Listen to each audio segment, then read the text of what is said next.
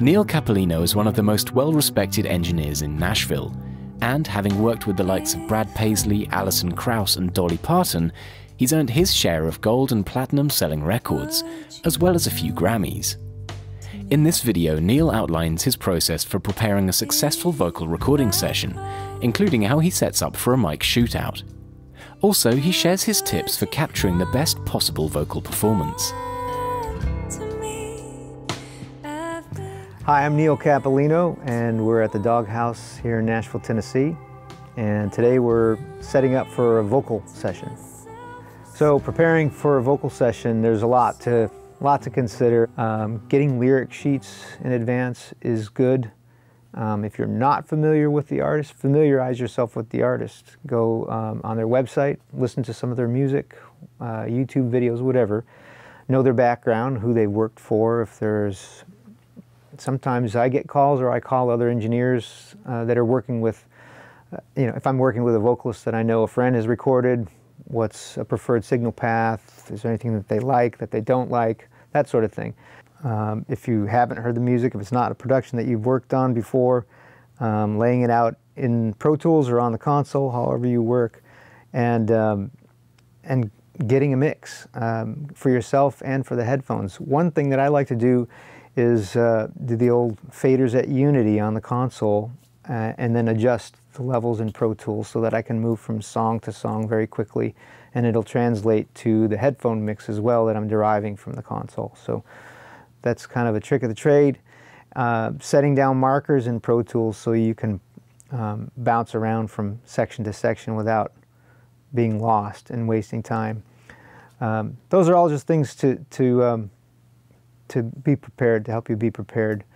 Read the lyrics through, make sure that what you think is a chorus so that your jargon is jiving with your artist. Just any little detail that you can think of that'll put you better prepared, make you better prepared for the session.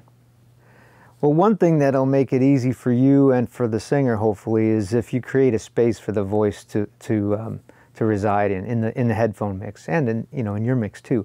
It's hard to hear in the headphones sometimes, and if everything's kind of crowded in the mix, it'll be hard for a vocalist to focus on the voice. So what I try to do is to clear out the middle, and by that I mean the middle in terms of positioning of instruments in the mix and in terms of frequency. So if there's instruments that reside in the same frequency range of the vocal, try to get them off center. Especially fretless instruments, if you're dealing with a slide guitar or strings or violins or whatever. Not so wide that it feels odd in headphones, but clearing out the middle so that you have a nice space for the vocal to reside, and that I think can help. When I'm considering the signal path, if we've picked the microphone, the next thing is the preamp, and then there's always the question of EQ and compression. My default setup is either no EQ or just a high-pass filter, somewhere around 50 or 60, not higher than that, depending on the slope. And compression judiciously. I like the TubeTech CL1B. Sometimes I'll use an 1176. It's one of the things, obviously, that you can't undo if you overcompress. So we go easy on it. I like the TubeTech because it's fast for an opto compressor, and it's clean. So just controlling peaks more than you are really compressing the signal. EQ is, it's always easy to add that after the fact. One of the variables that can come into play with whether or not to EQ vocal going down to the recorder is what the vocalist wants to hear. And if they want something other than flat, then just apply it on playback. And I usually do it at the console or through an outboard EQ.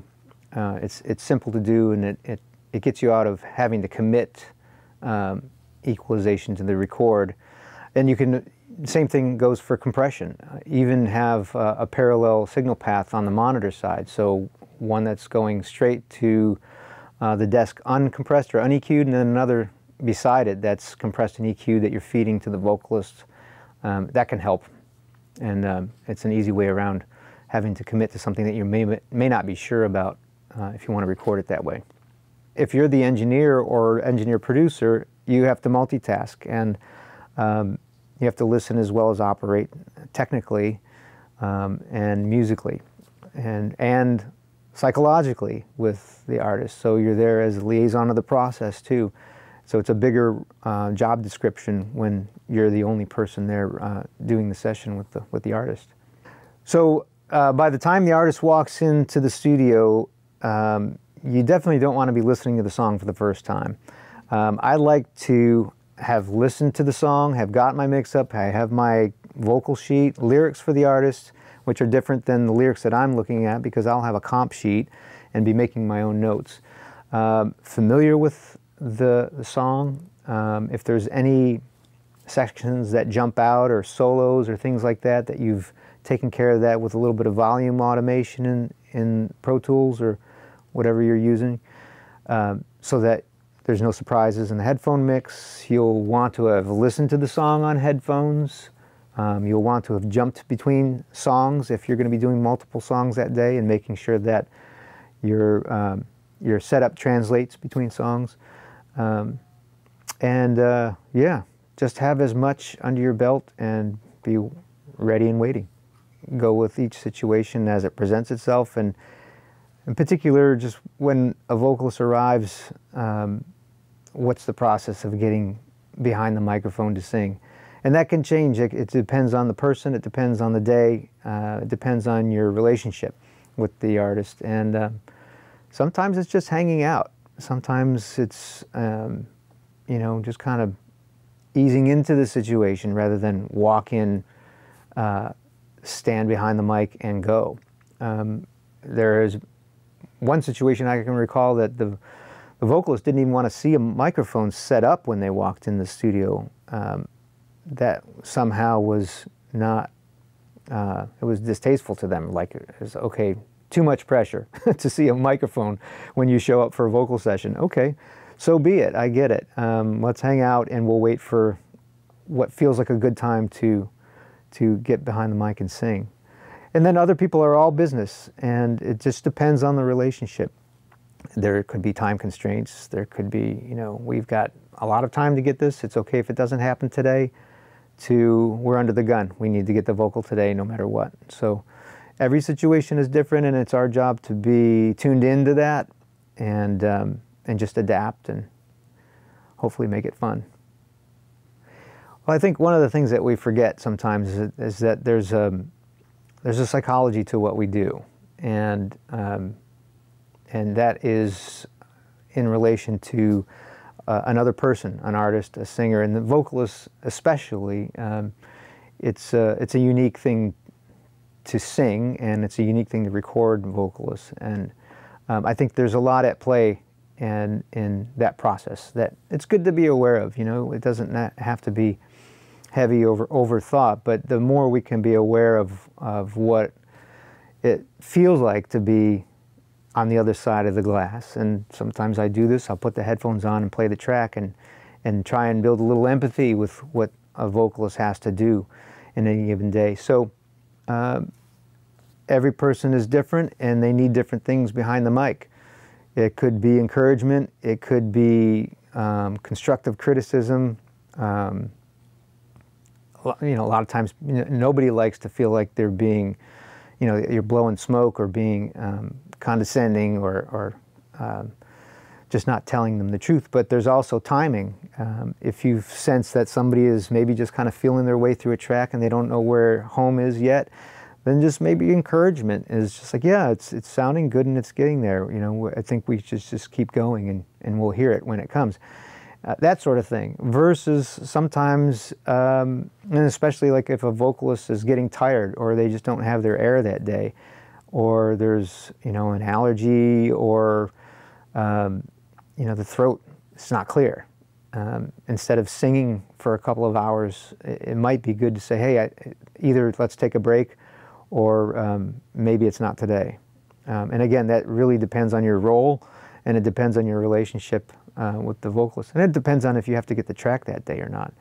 So there's a lot in play interpersonally, I would say, in working with this specific function.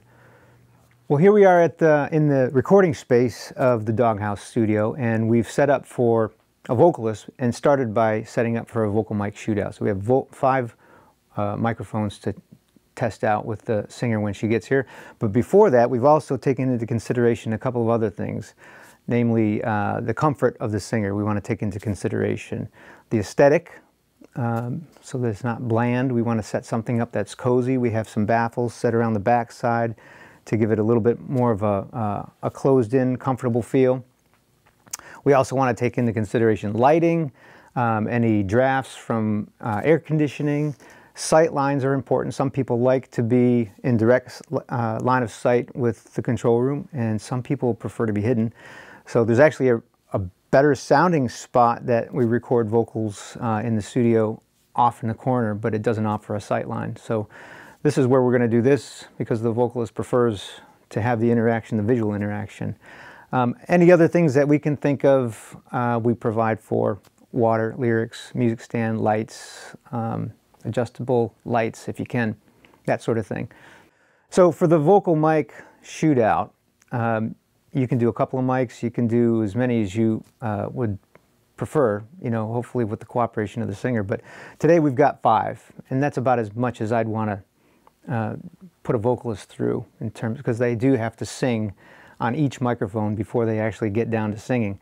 So we have 5, mostly large diaphragm condensers, 4 of those, and then 1 dynamic. And I can get into each of these microphones and why I selected them. But what we're looking for is just a match with the vocalist's voice.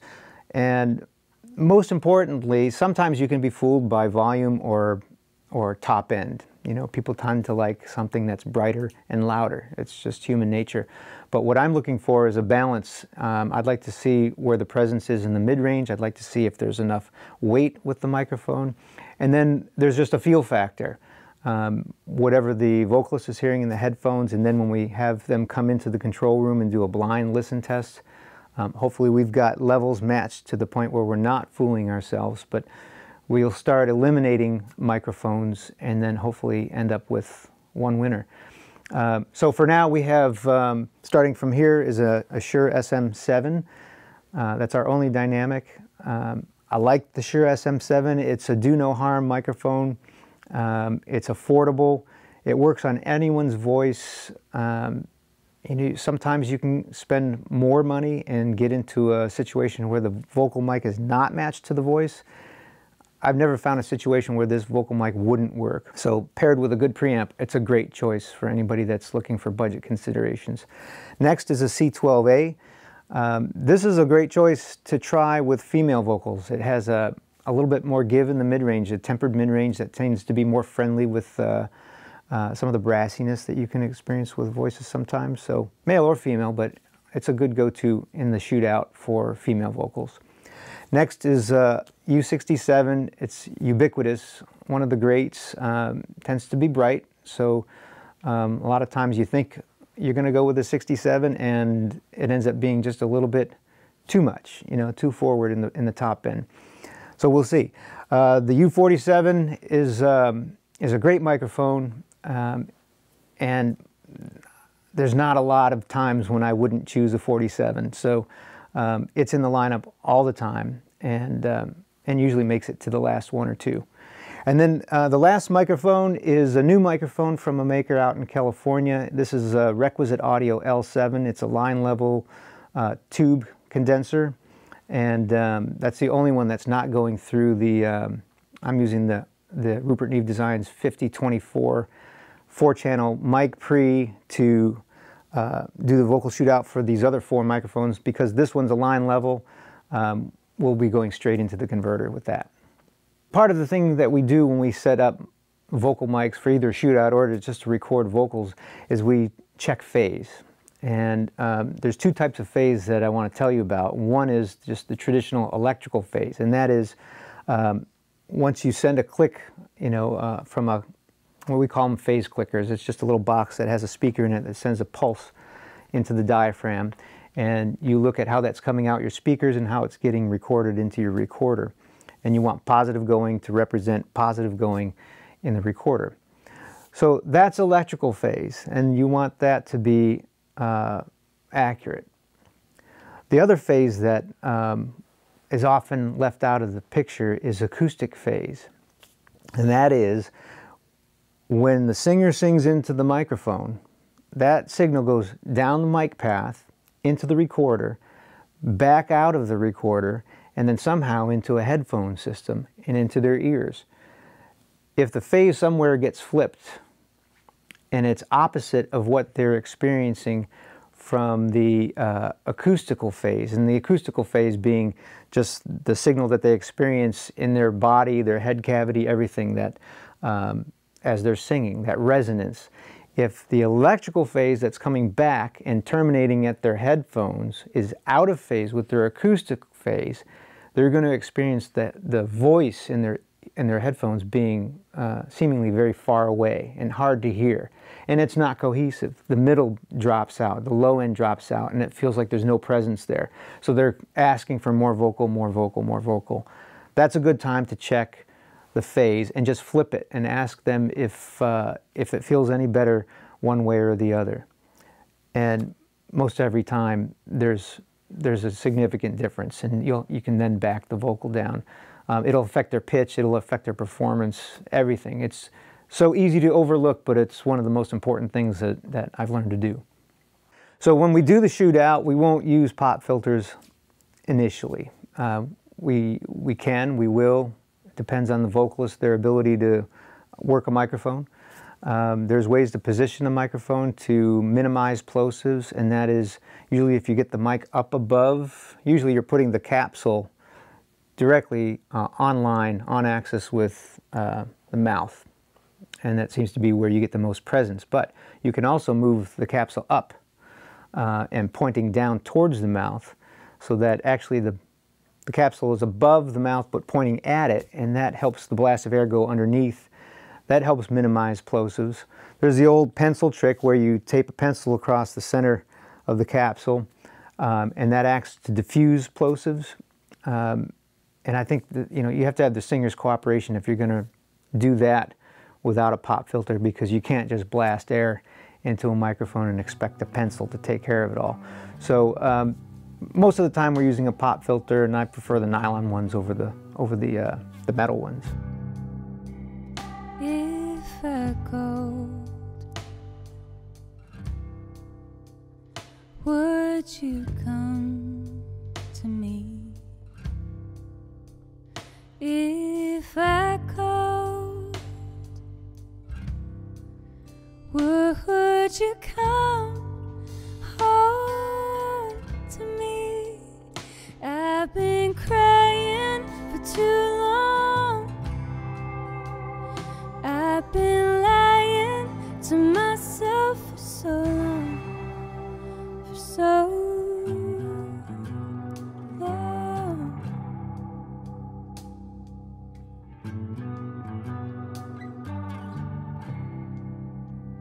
Would you leave her for me? Would you leave her for me? And I've been crying for too long.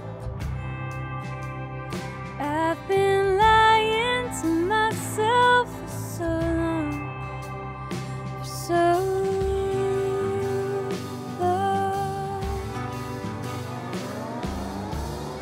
Find your worst fear. I found mine till I let go. So what did you think? About the mics? What did you like? What did you not like? Well, yeah, the one that I know I didn't like is this guy right here. Okay. But the ones I could hear myself the best on are this one and this one. Okay. On either end. So we concur on this. As soon as you started singing, to me the mid-range was just wrong. Really? Yeah, it wasn't complimentary, Yeah. but everything else was complimentary. And so this is the $350 mic, the Do No Harm mic, and this is the many thousand. That's crazy. Either end of the spectrum. Yeah. Yeah. The cheapest and the most expensive. Yeah. Which says a lot about my life. Like the cheapest and the most expensive. Well, that's cool. I would have you sing on either either of these. Actually, either of these two, and then probably this, and I'd actually eliminate these two. Really? Yeah. Yeah, this was real nice. Yeah, I think I liked this one. And this was just really full. And so it would be track dependent. Sure. You know. Sure. But for how much space there's in that song, Yeah. that's cool. Yeah. So you want to pick one and we'll sing? Okay. One of these guys. Okay. Which one? I think we'll maybe we'll one? go with the big. Okay, cool. Yeah. And I like this one because of the design as well. Yeah, that's a beautiful mic. All right. Well, we'll strike the other ones and get you set up. Cool. Next time we're going to be talking about recording, or actually doing some recording, and talking about the comping process, the editing process, and processing the track in general. So thanks for watching. If you enjoyed this video, be sure to like and share it and subscribe to the Sound on Sound YouTube channel. Also, you'll find more content right here.